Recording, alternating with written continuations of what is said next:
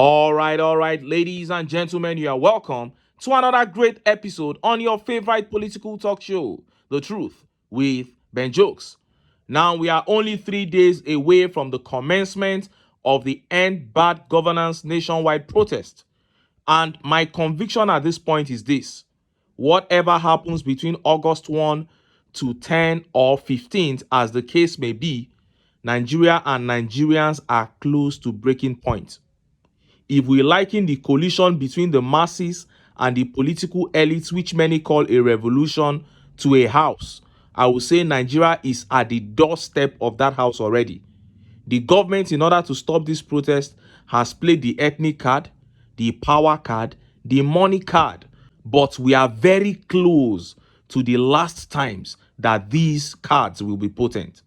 Many groups have collected money from government to oppose the protest, but they are back to supporting it. The one that shocked Tinubu the most is the Yoruba groups and elites that have come out to back the protest openly, because they feel that they should say Yoruba Ronu Tiwani is our own, so let's go and sit down. But many Yoruba groups have come out openly backing this protest, that this is about hunger, this is about our survival. Forget ethnicity. Some Yorubas are still dancing to the ethnic drums, though many are still dancing to the ethnic drums, but give it more time. The hardship will get worse. Many who were Yoruba bigots last year are the ones championing the protest today. The police is already using force to prevent protests in Lagos, but give it time. A bag of rice will hit 120,000 naira soon. Mudu of Gari will sell for over 2,000 naira soon. Let me see how anybody will be able to prevent the kind of chaos that will bring. And Wike said few hours ago that those who want to protest have been sending him death threats, that they've been sending threats to his life. This is the level that we are getting to in this country under the APC.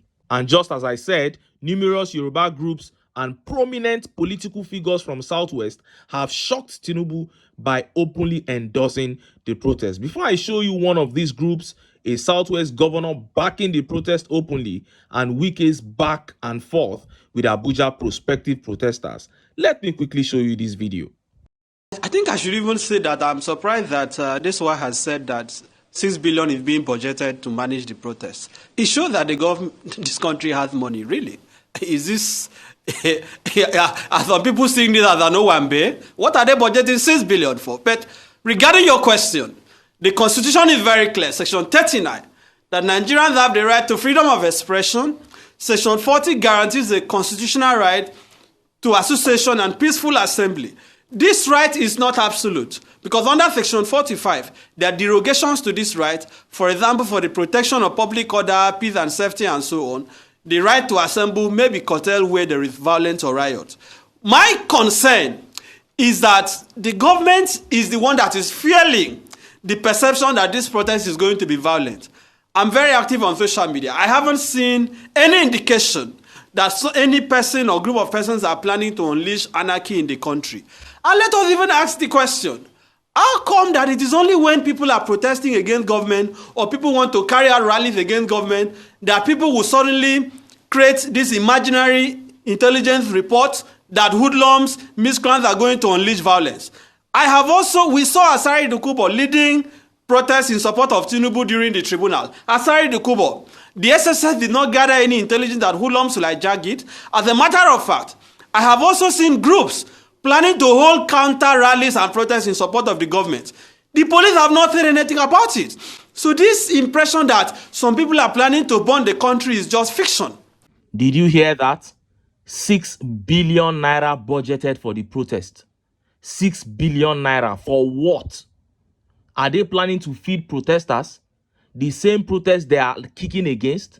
My God, these people are corrupt down to every bone, every tissue in their bodies.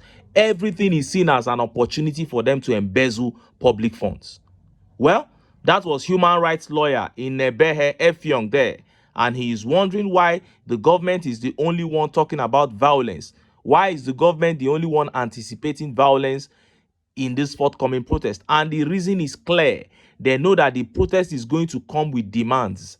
very genuine demands that every responsible government should be able to meet and should be happy to meet. But they are not willing to meet those demands because they know that those things will make life easier for the people. And life being easier for the people is totally against their own principles. They are there to steal, to kill, and to destroy. That is why they don't even want the protest to happen in the first place, because they know that they are not ready to reduce fuel price. They are not ready to cut down the cost of governance. They are not ready to make electoral reforms. They are not ready to be truly democratic. Point blank, period. Now, let us look at that Southwest group and Southwest governor throwing their weight behind protest and Wike's outburst on receiving death threats from Nigerians. Let's take them one after the other. First, let's look at that Southwest group. Hashtag end bad governance. Protest is war against hunger, starvation, not against Nigerian state, says Pan-Yoruba group. The Yoruba revolutionary movement has called for a respectful and restrained approach by Nigerian security forces during the upcoming Day of Rage national protest from August 1 to 10, 2024.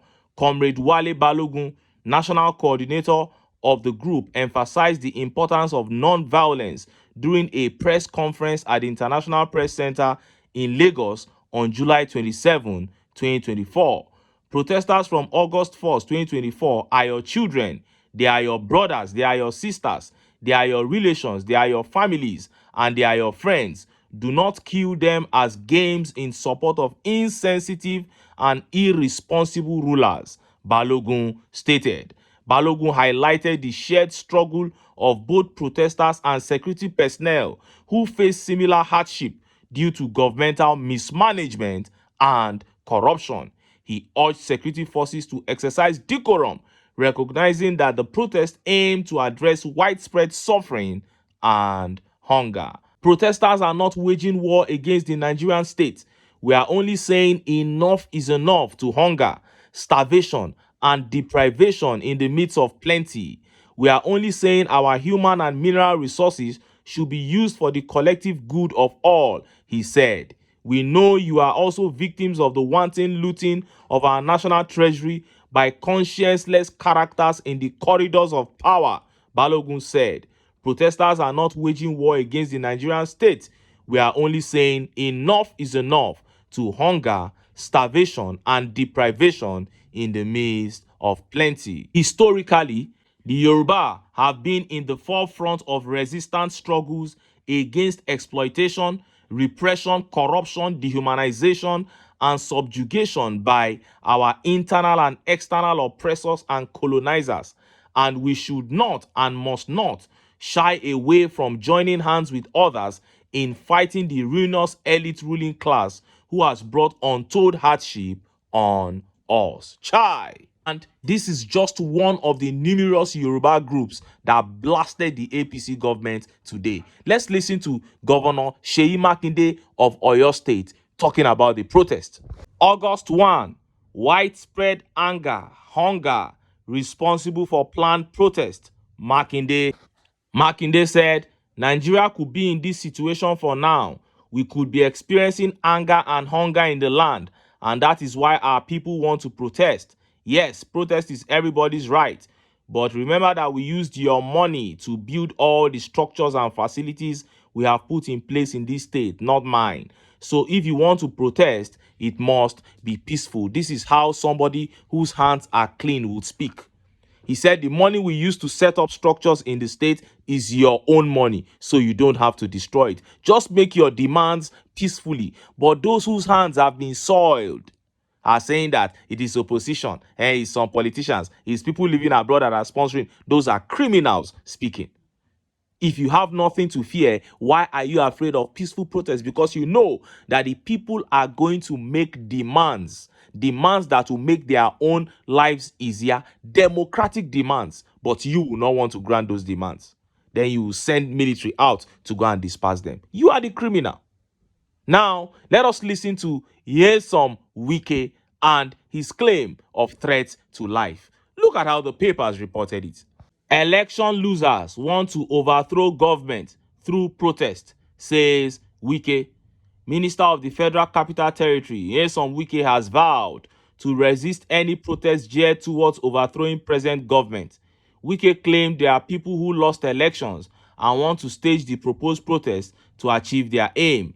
He said this while speaking at a town hall meeting with FCT stakeholders organized by the FCT administration on Saturday.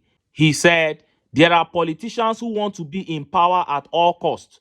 Who are these people who want to protest? Even on social media, they have applied to me to grant the Eagle Square for protest. Do you apply to me through social media? You will write to the office of the minister. I will see you and ask you how many days you want to spend. How much will you pay? These are people who lost elections. The only way they can be relevant is to overthrow the government in whichever way. We will not allow that. I have seen all kinds of threats that I will die tomorrow. I know I will die one day. So you do not need to remind me of that. If I die tomorrow, you are not the one that killed me. It is my time. I will die the day God says I will die. Oh, I thought you were going to stay on the earth forever. I didn't know you could die.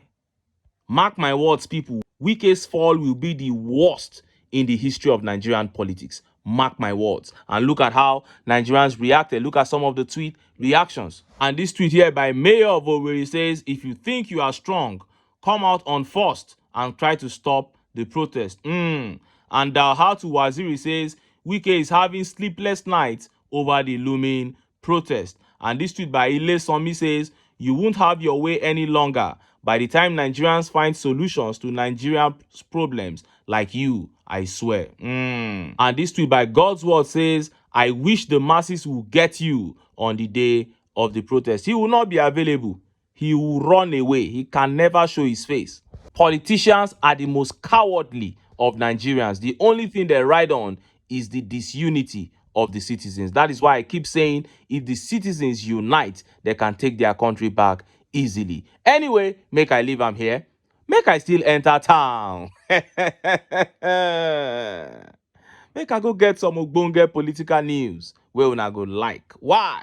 Because of una. Na I dey here, so don't go away. Don't go away. Sorry,